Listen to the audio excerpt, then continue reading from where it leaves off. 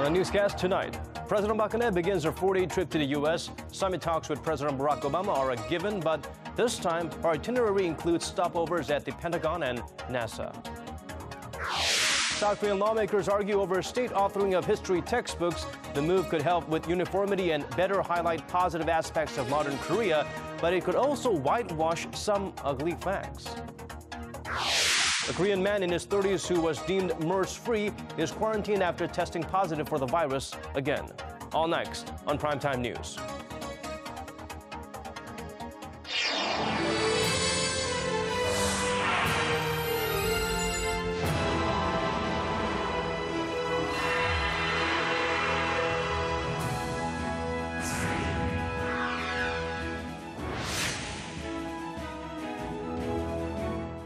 Hello, it's 10 p.m. on a Tuesday here in Korea, coming to you live from our studio in Seoul. I'm Daniel Choy, and this is Primetime News. Let's start with the first story. President Park Geun-hye has left for the United States for a 4-day trip. She will, of course, meet her U.S. counterpart and then stop by the Pentagon and NASA. For a rundown of her schedule, we turn to our Hwang Sung-hee. Sending a strong message against North Korea's nuclear ambitions will top the agenda for Friday's summit talks. In a meeting with their chief secretaries on Tuesday, President Park said the summit will be an opportunity to strengthen cooperation against North Korea's nuclear development and provocations. In their fourth summit talks, President Park and President Obama are also expected to discuss measures for a stronger alliance. The meeting comes ahead of a trilateral summit between South Korea, China, and Japan, and follows President Park's meeting with their Chinese counterpart Xi Jinping last month and a summit between Xi and Obama. The South Korea-U.S. summit is expected to be a meaningful opportunity to exchange in-depth opinions on securing and expanding regional peace cooperation in Northeast Asia. Ahead of Friday's summit, President Park will visit the NASA Goddard Space Flight Center to strengthen bilateral cooperation on space issues. The South Korean leader will also make a rare visit to the Pentagon as a measure to reaffirm their strong military alliance. She will then attend a luncheon hosted by U.S. Vice President Joe Biden and meet with U.S. officials and academics to explain South Korea's diplomatic policies. President Park will also be accompanied by the largest business delegation to date, of which 84% will be representatives from small and mid-sized companies. Hwang Sung-hee, Arirang News. On the government's decision to take control of history textbooks, the ruling party feels it's the right path to balanced view of Korea's modern history. The opposition, on the other hand, calls it an attempt to distort facts and whitewash history. Park Ji-won takes a closer look at the political standoff.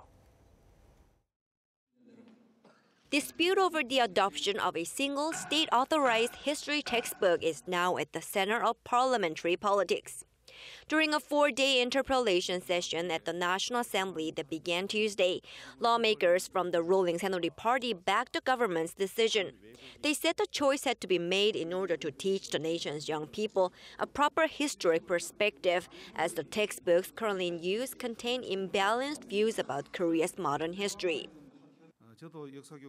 Although I haven't read all the history textbooks, I have read some of the more problematic parts that glorify Lenin, or say communism is not related to imperialism, or that former President Lee Seung-man caused a division of the Korean peninsula. Do you know about this? I know that some of the current history textbooks include contents that distort the facts, so the public is concerned about the matter. The main opposition New Politics Alliance for Democracy called the government's move wrong in an attempt to enforce conformity. The party also characterized the decision as a dictatorial attempt to whitewash the country's authoritarian past. During the session, lawmakers grilling the prime minister asked about his perspective on the May 16th coup in 1961, carried out by former President Park Geun-hye, the father of current President Park Geun-hye and his allies. The legacy of the coup is at the heart of an irreconcilable difference between the rebel parties. The ruling party sees it as laying the foundation for the nation's rapid economic growth, calling it the May 16th revolution, while the opposition sees it as a major suppression of democracy. Do you see it as the May 16th military coup or the May 16th revolution? Which do you identify with? What is your historic perspective? What is your identity as Prime Minister? I've always tried my best to be loyal to the Constitution. Meanwhile, President Park Geun-hye offered her first remarks on the controversy before heading to the U.S. on Tuesday. She said it is very important that the nation's young people have the right view of history through proper history classes, not only for the future of Korea, but also for the unification of the two Koreas. Park Ji-won, Arirang News. And it looks like lawmakers will have more to butt heads over. Our Kim Young-gil reports that the task of redrawing electoral boundaries for next year's general elections has been tossed over from a special committee under the National Election Commission. Take a look.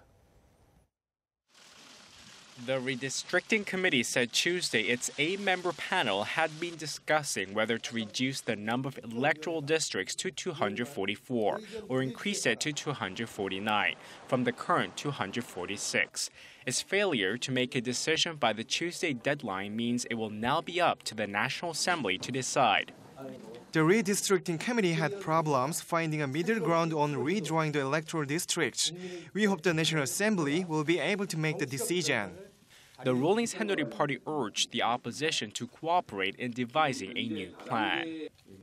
Politicians should have proposed the electoral rezoning scheme to the National Election Commission. Now, the rival parties should start negotiating to meet the new deadline of November 13th. The party wants to reduce the number of proportional representatives and increase the number of electoral districts. The main opposition New Politics Alliance for Democracy is against that plan. Maintaining the proportional representation system is necessary to help socially vulnerable communities and to bring in new talent. Lawmakers representing rural areas have been critical of both parties and the Parliamentary Political Reform Committee, saying they're not taking matters seriously. The lawmakers don't want to see their districts merged or erased, and to remedy that, they've proposed increasing the number of assembly seats to more than the current 300.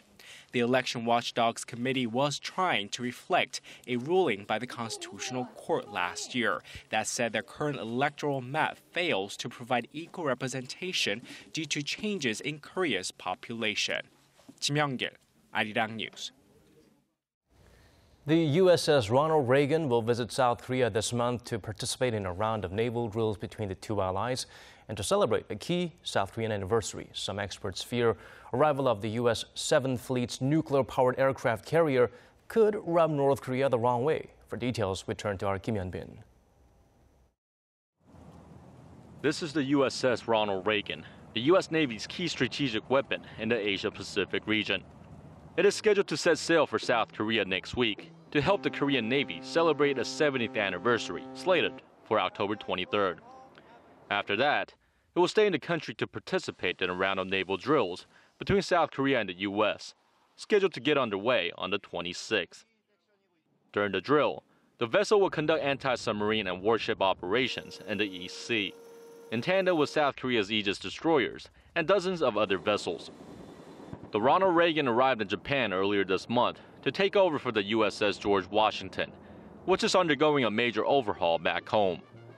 It is the second newest of the 10 carriers in the U.S. Navy's fleet, just behind the USS George Bush.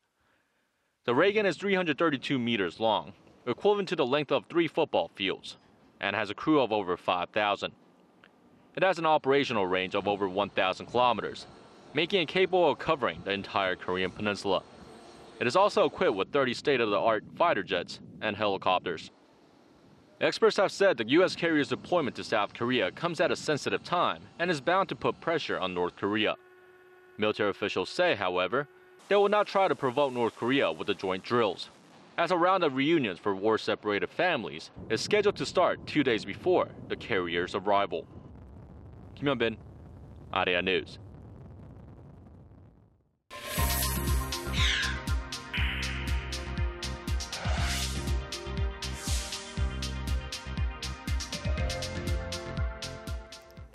The last person thought to be infected with the Middle East Respiratory Syndrome, or MERS, tested positive for the virus once again late last night after he had made a full recovery from the virus earlier this month.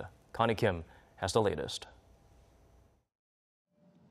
The Korea Centers for Disease Control and Prevention said Monday the 35-year-old man has tested positive for MERS 2 times and is currently under quarantine at Seoul National University Hospital. Before that, he had been discharged from the hospital on October 1st after testing negative for the disease. Health authorities say it's highly unusual for someone who has fully recovered from the disease to test positive again. The patient visited and received treatment at the designated clinic at Samsung Medical Center on Sunday after contracting a high fever and vomiting. He was transported to Seoul National University Hospital on Monday at around 12 p.m. and admitted. A doctor at SNU Hospital said a minuscule amount of viral DNA has been detected in the patient who had been dealing with malignant lymphoma prior to his initial MERS diagnosis. It's been reported the man's genetic analysis is slightly higher than the normal reading for a MERS-positive diagnosis. However, health experts say the amount of virus detected in the man is not enough that it would spread to other people, and the chance of infection for other people is near zero. Still, as a precaution, the Korea CDC has quarantined the man and 129 other people who came into contact with him. The virus is highly contagious when a person who has MERS symptoms accompanied by a high fever, coughs, and the virus infects another person. As that is not the case with this patient, it is highly unlikely that Korea will suffer another MERS outbreak like the one in May and June. Since the first MERS case was reported on May 20th, the disease has infected 186 people, killing 36. Prior to this week, the government had planned to declare an official end to the MERS outbreak on October 29th. But with the latest MERS test results, the Korea CDC says it'll discuss setting a new date for the end of the outbreak with health officials and the World Health Organization. Connie Kim, Arirang News.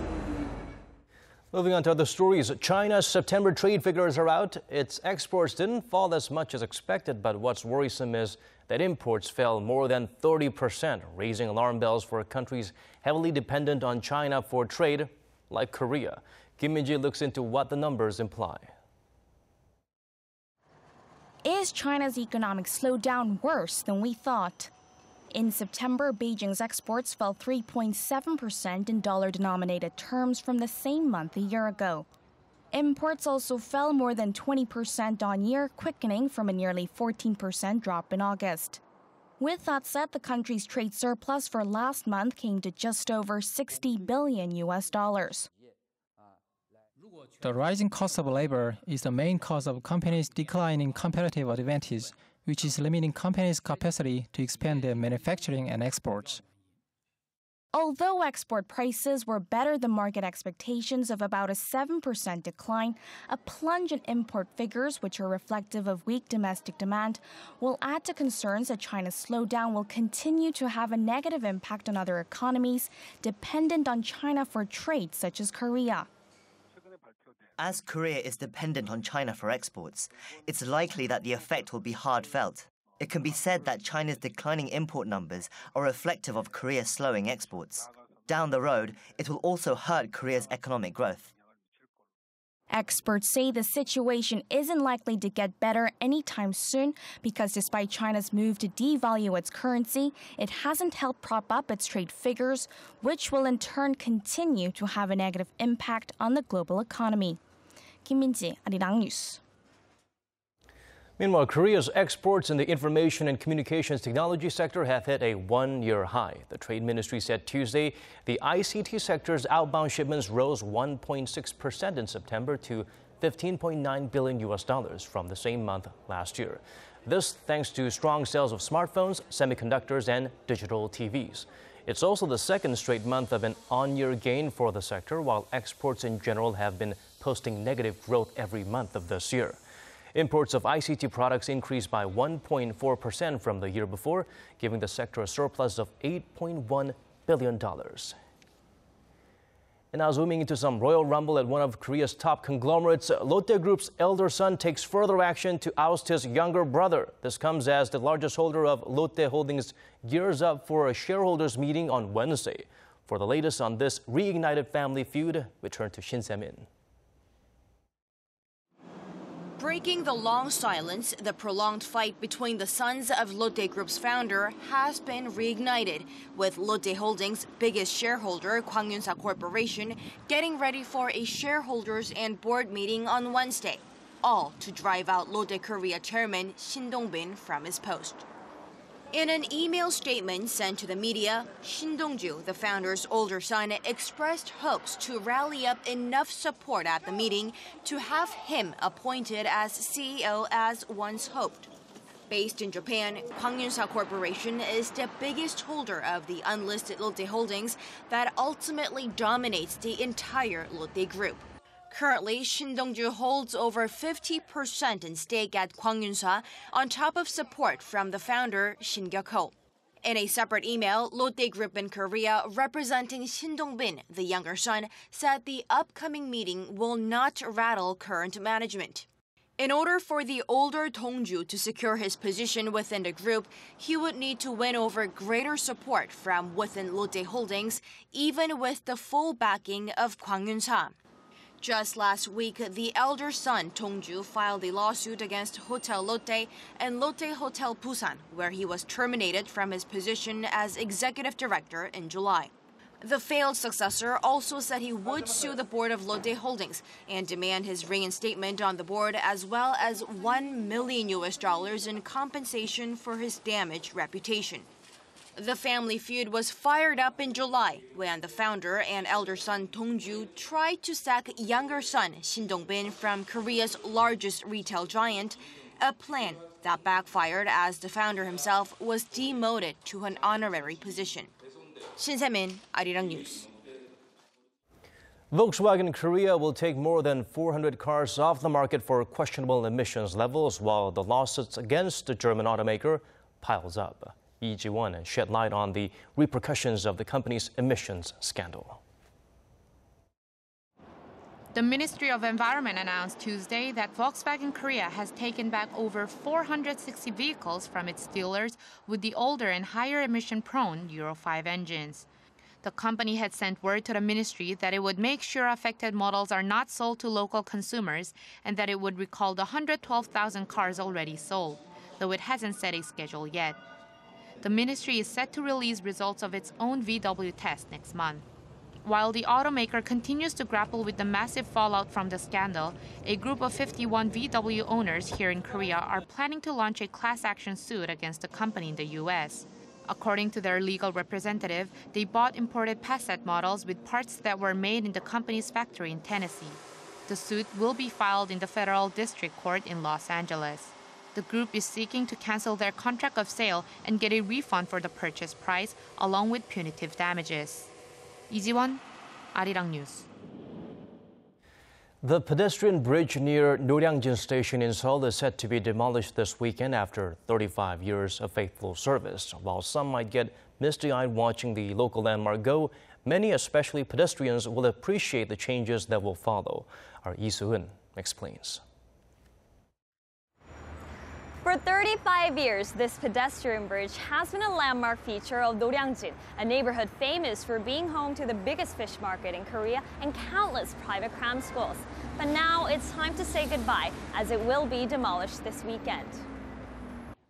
For years, I've been crossing the bridge to go to the fish market.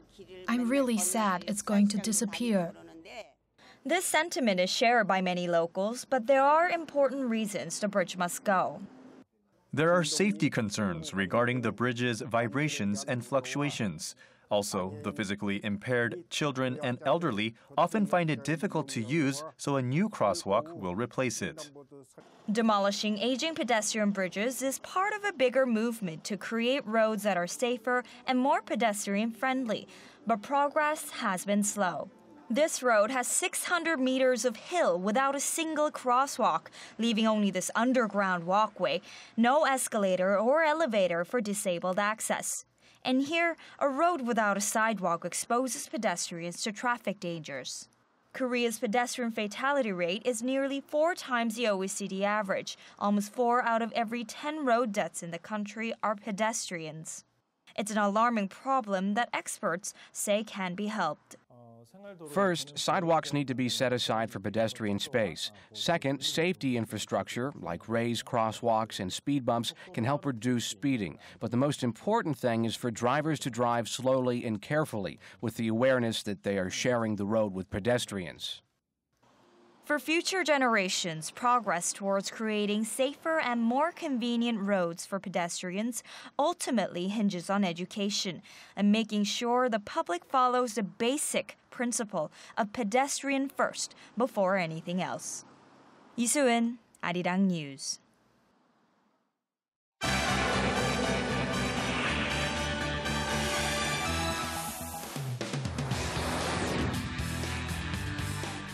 Now it's time for international news headlines. We join Bruce Harrison in the news center.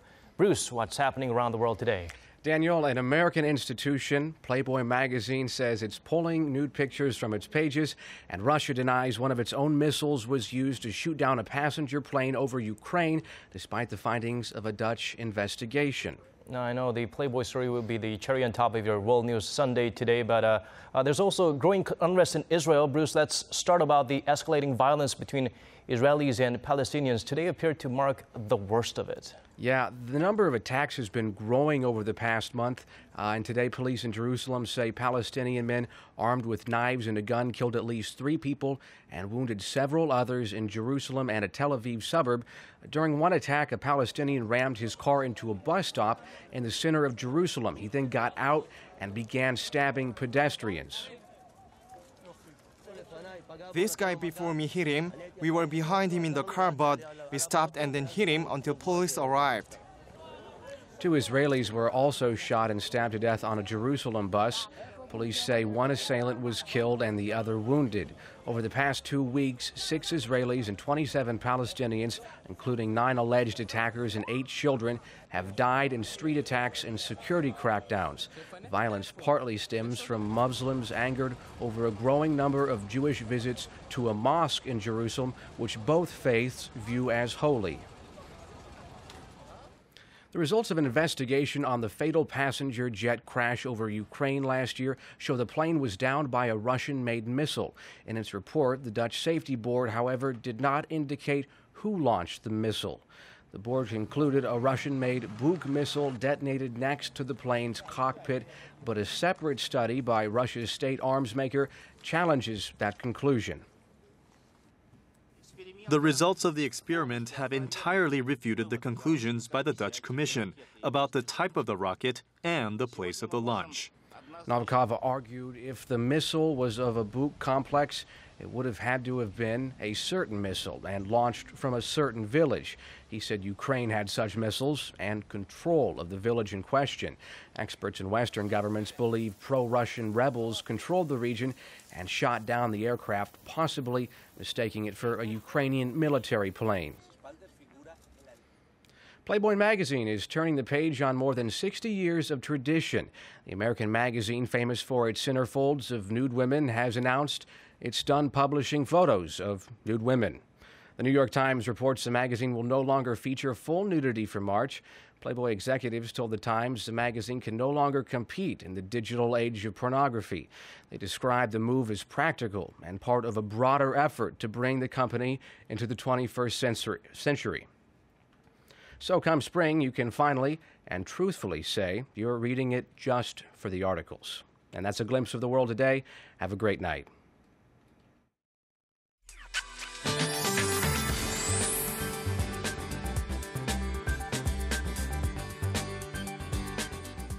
It was pretty chilly this morning. As a matter of fact, it was the coldest start we've gotten this season here in Seoul. But fortunately, conditions eased up this afternoon under lots of sunshine, which was great for spending time outdoors. And tomorrow should be even milder than today. And skies will remain clear and blue across the nation, but inland regions could wake up to some heavy fog tomorrow morning. And as we get deeper into fall, the air continues to get drier, with dry air advisory being issued for parts of Gangwon-do province. So be sure to drink plenty of water and be cautious with anything that could start a fire. Now moving on to tomorrow's temperatures. The daily low here in Seoul will start out at 10 before getting up to 23, while Daegu, Gwangju, and Busan will all climb up to 24 tomorrow afternoon.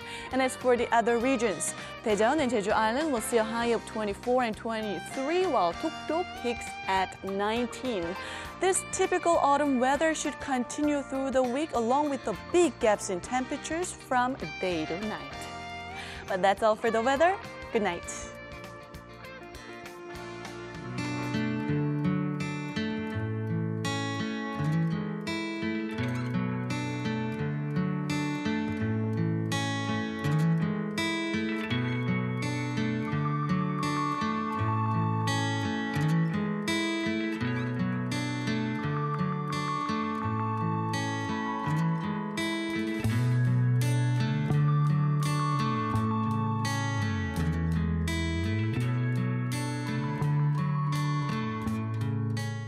And that brings us to the end of our newscast. Thank you for watching. We'll be back with more same time tomorrow.